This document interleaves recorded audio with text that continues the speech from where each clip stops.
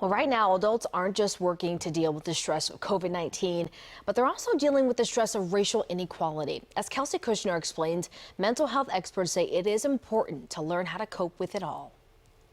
For generations, racism has plagued society, but the death of George Floyd in May has once again brought racism into the national conversation and triggered worldwide protests, and is putting a mental strain on those watching closely.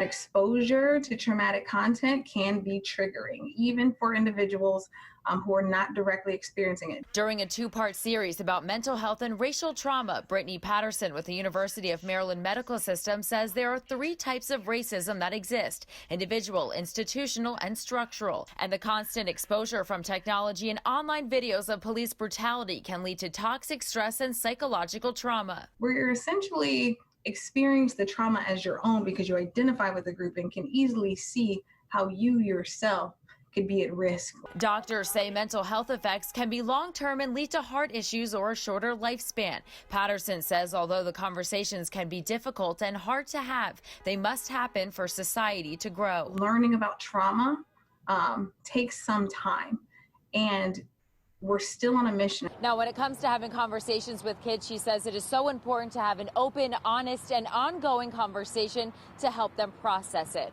Reporting here in Baltimore City, Kelsey Kushner for WJZ.